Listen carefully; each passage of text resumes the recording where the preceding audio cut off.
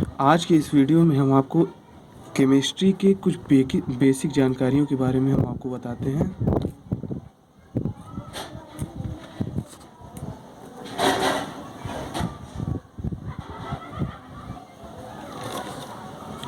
यानी आज एलिमेंट यानी तत्वों के बारे में हम कुछ बताएंगे आपको। एलिमेंट्स, तत्वों के बारे में। अब आप पूछेंगे ये तत्व क्या होते हैं। अब तत्व एक आपके विश्वव्यापी ऐसे जितने भी पदार्थ हैं सब में कोई न कोई तत्व होते हैं। यानी पदार्थों में उपस्थित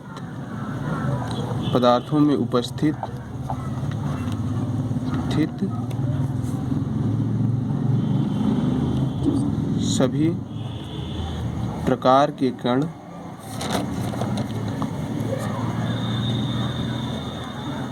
तत्व से संबंध रखते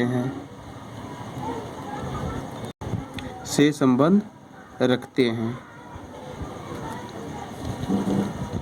यानी यदि कोई मैटर है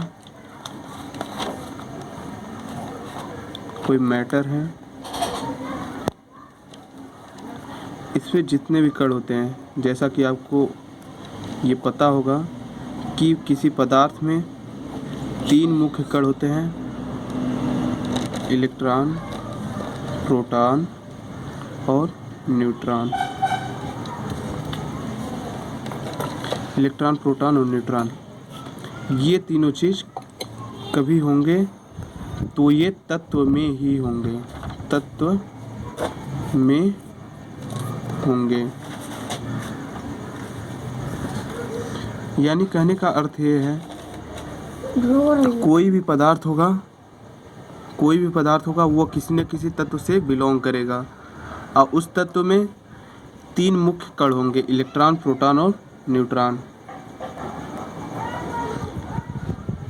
केमिस्ट्री तब तक अधूरी है जब तक आपको किसी तत्वों के बारे में जानकारी नहीं होगी। केमिस्ट्री आपकी तब तक अधूरी रहेगी। यानी अगर केमिस्ट्री आपको पढ़ना है तो आपको तत्वों के बारे में जानना बहुत ही ज़रूरी है। नहीं ज़्यादा तब भी कुछ नहीं, इन कणों के बारे में कम से कम कणों के बारे में, इलेक्ट्रॉन, प्रोटॉन तथा न्यूट्रॉन के बारे में,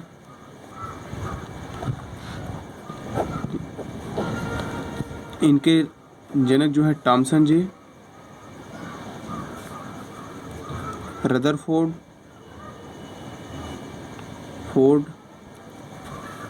इसके हैं चैडविक जी।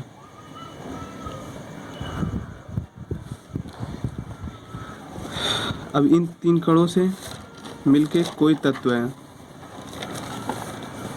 जैसे हाइड्रोजन हो गया,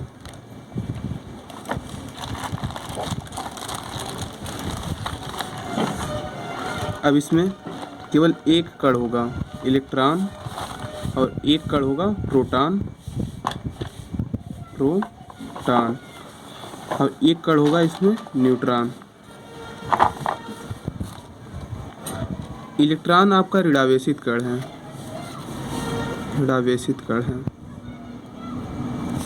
प्रोटॉन आपका धनावेशित कण है और ये न्यूट्रॉन जो है आपका उदासीन कण है। इस पे कोई चार्ज नहीं होता है, यानी न्यूट्रॉन पे कोई चार्ज नहीं होता है। इसीलिए इस कण के ही कारण आपका परमाणु उदासीन होता है, आपका कण उदासीन होता है, परमाणु उदासीन होता है। और नाभिक जो धनात्मक प्रोटॉन के कारण होता है, प्रोटॉन के कारण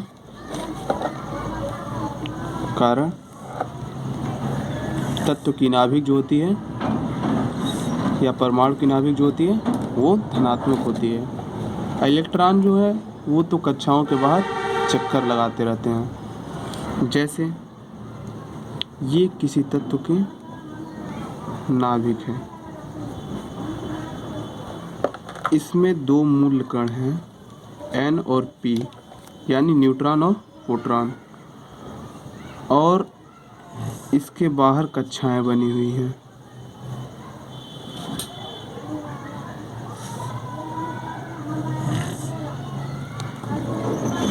इन कक्षाओं में इलेक्ट्रॉन मूव करते रहते हैं।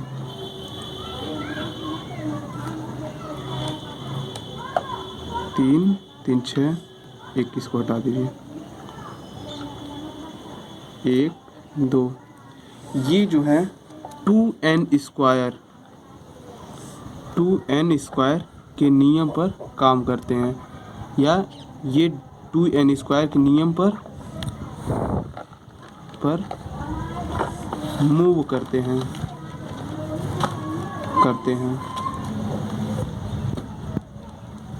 इसमें से कोई भी कण अपने दूरी को छोड़ के किसी दूसरे की दूरी में नहीं जाएगा, यानी अपने कक्षा को छोड़कर किसी दूसरी कक्षा में नहीं जाएगा। अब ये जो हैं, ये तो आपको पता ही है, ऋणावेशित कण हैं इलेक्ट्रॉन।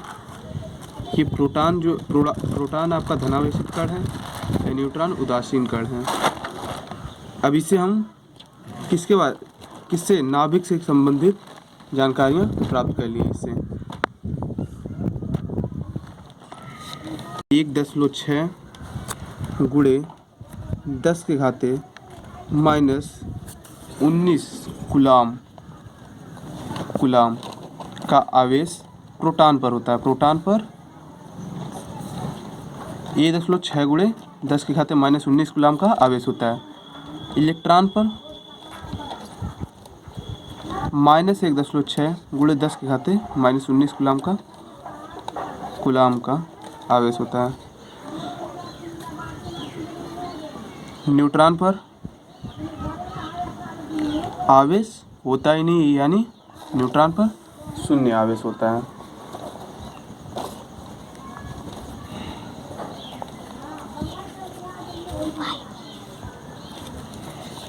यानी न्यूट्रॉन पर शून्य आवेश होता है।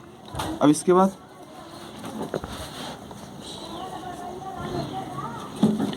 आवेशों के बारे में जान लिए। अब ये जान लेते हैं कि इनके भार कितने होते हैं। इनके भार, इलेक्ट्रॉन के भार होते हैं 9.1 गुणे 10⁻⁻31 किग्रा। प्रोटॉन के भार लगभग 1.6 इंटू 10⁻⁻27 kg। यही लगभग इसका भी होता है 1.6 इंटू 10⁻⁻27 kg। न्यूट्रॉन का भी होता है। कभी कहीं आपको 26 भी न्यूट्रॉन का देखने को मिलेगा, लेकिन यहाँ पे 27 ही kg दिया जाता है। अब आपको आते हैं एलिमेंट के बारे में बताते हैं।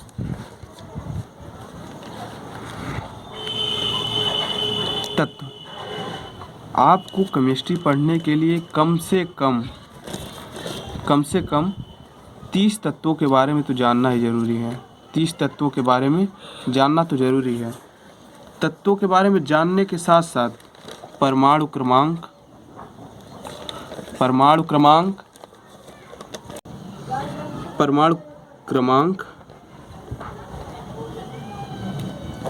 परमाणु भार,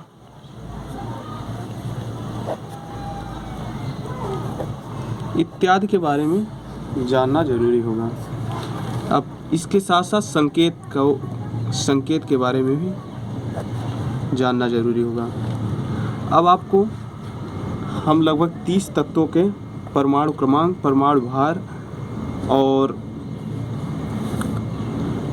उसके संकेतों के बारे में बता देते हैं। लिखते हैं इसको, परमाणु क्रमांक। तत्व यहाँ पे लिख लीजिए, परमाणु क्रमांक, संकेत, फिर परमाणु भार।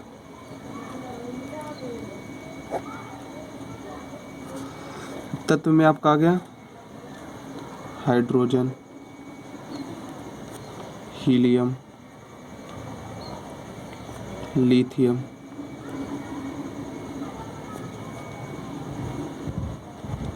Beryllium, boron, carbon, nitrogen, oxygen,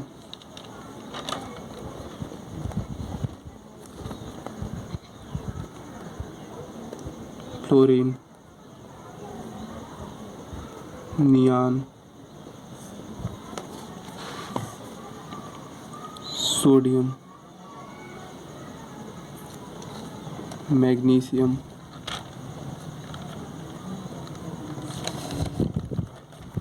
aluminium,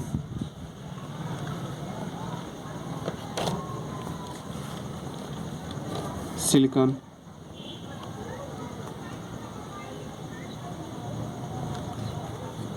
phosphorus, गंधक, chlorine, argon, potassium, calcium,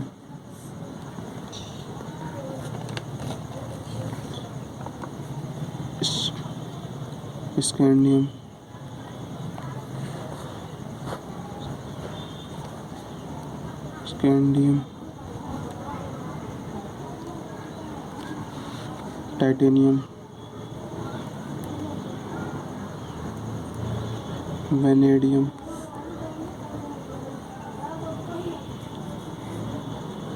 chromium, और पीछे लिख देते हैं मैग्नीज, लोहा, कोबाल्ट, निकेल, कॉपर, जस्ता। अब परमाणु क्रमांक देखते हैं।